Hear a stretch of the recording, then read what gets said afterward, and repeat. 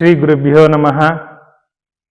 ನೂಲಪುರ ನಿವಾಸಾಯ ಚಂದ್ರಶೇಖರ ಯೋಗಿನೆ ಶ್ರೀ ಸುರಗೀಶ್ವರೇಶಾಯ ನಮೋ ವೇದ ಸುಬೋಧನೆ.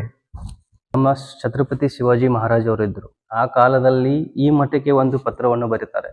ಅದೇ ರೀತಿಯಾಗಿ ನಮ್ಮ ಮಠಾಧಿಪತಿಯವರು ಅವ್ರಿಗೆ ಪ್ರತಿ ಉತ್ತರ ಅಂತ ಅವ್ರಿಗೂ ಕೂಡ ಇವರು ಪತ್ರನ ಬರೀತಾರೆ ಅಂತ ನಾನು ನಿಮ್ ಜೊತೆ ಮಾತಾಡುವಾಗ ತಿಳ್ಕೊಂಡೆ. ಸೊ ಆ ಪತ್ರದಲ್ಲಿ ಏನಿತ್ತು, ಅವ್ರು ಏನ್ ಹೇಳಿದ್ರು ಮತ್ತೆ ಇವ್ರು ಏನ್ ಪ್ರತಿ ಉತ್ತರ ಕೊಟ್ರು ಅವರಿಗೆ? ನಿಮ್ಗೆಲ್ಲ ಗೊತ್ತಿರುವ ಹಾಗೆ ಮಠದ ಸ್ವಾಮಿಗಳು ಅಂತಂತಂದ್ರೆ ಇದು ಬಹಳ ದೊಡ್ಡ ಶ್ರೀಮಂತ ಮಠ ಏನ ಇರ್ಲಿಲ್ಲ. ಈ ಮಠ ಅಂತಂದ್ರೆ ಧರ್ಮವನ್ನು ಉಳಿಸೋದಕ್ಕಾಗಿ. ನಿಮ್ಮ ಬಾಲ್ಯದಲ್ಲಿ ಬರ್ತೀವಿ. ನೀವು ನಿಮ್ಮ ಬಾಲ್ಯ ಬಗ್ಗೆ, ನಿಮ್ಮ ಶಿಕ್ಷಣ ಬಗ್ಗೆ, ಮತ್ತೆ ನೀವು ಹೇಗೆ ನಿಮ್ದು ಬಾಲ್ಯ ಹೇಗೆ ಹೋಯ್ತು, ಈ ಕಡೆ ಹೇಗೆ ನೀವು ಅಂತ ಸ್ವಲ್ಪ ತಿಳಿಸ್ಕೊಡಿ ನಮಗೆ. ಇಲ್ಲಿವರೆಗೂ ಇಲ್ಲೇ ಹೇಳಿರ್ಲಿಲ್ಲ. ಅಲ್ಲಿ ವೇದವನ್ನ ಹೇಳುವಂತ ನಮ್ಮ ವೇದ ಗುರುಗಳಾಗಿರುವಂತಹ ಮಲ್ಲಿಕಾರ್ಜುನ ಗುರೂಜಿ ಅವ್ರು ಪ್ರತಿ ಮಾತಿನಲ್ಲಿ ಕರಿತಿದ್ರು. ನಿಮ್ಗೆ ಏನಂತಿದ್ರು ಅಂದ್ರ, ನಾನು ಯಾರ ಜೊತೆ ಮಿಂಗಾಲ ಕೂಡ್ತಿದ್ದಿಲ್ಲ, ಒಬ್ನೇ ಇರ್ತಿದ್ದೆ.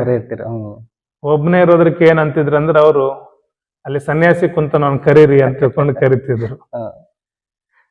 ಆ ಒಂದು ಸನ್ಯಾಸಿ ಅನ್ನೋ ಪದ ಎಲ್ಲಿ ತರ ಬಂತಂದ್ರ, ಇವತ್ತು ಸುರಗೀಶ್ವರ ಮಠದ ಸ್ವಾಮಿ ಆಗೋರ್ಗಂತ ವ್ಯವಸ್ಥೆ, ಅವರೊಂದು ಆ ಪದದ ಕರೆಯುವಂತ ಅರ್ಥ ಅದು ಯೋಗ. ಈ ಚಂದ್ರಶೇಖರ ಶಿವಾಚಾರ್ಯ ಮಹಾಸ್ವಾಮೀಜಿ ಅವರ ಬಗ್ಗೆ ಒಂದೆರಡು ಮಾತು. ಇದು ಜೀವನದ ಘಟ್ಟ. ಅಲ್ಲಿ ಸೇವೆ ಪ್ರಾರಂಭ ಆಗಿ ಬಾಲ್ಯ ಜೀವನದಿಂದ ಒಂದು ದಿನ ಈ ವ್ಯವಸ್ಥೆಗೆ ಬರಬೇಕಾದಂತ ಸಂದರ್ಭದೊಳಗೆ ಇನ್ನೊಬ್ಬರು ನಮ್ಗೆ ಗುರುಗಳು ಬಹಳ ಪ್ರಾಮುಖ್ಯ ಮತ್ತು ಪ್ರಮುಖವಾಗಿ ನನ್ನ ಪಾತ್ರವನ್ನು ವಹಿಸ್ತಾರೆ. ಅವರು ಗುರುಗಳು ಇವಾಗ ಶ್ರೀಶೈಲಲ್ಲಿ ಜಗದ್ಗುರು ಅಂದ್ರೆ ಒಂದು ಶಕ್ತಿ. ಅವ್ರ ಬಗ್ಗೆ ನೀವು ಒಂದ್ ಎರಡು ಮಾತು. ಜಗದ್ಗುರು ಮಹಾಸನ್ನಿಧಿಯವರು ಅಂತಂದ್ರೆ ಏನ್ ಇಲ್ಲಿವರೆಗೂ ಮಾತಾಡಿನಲ್ಲ, ಈ ಶಕ್ತಿನೇ ಜಗದ್ಗುರುಗಳು.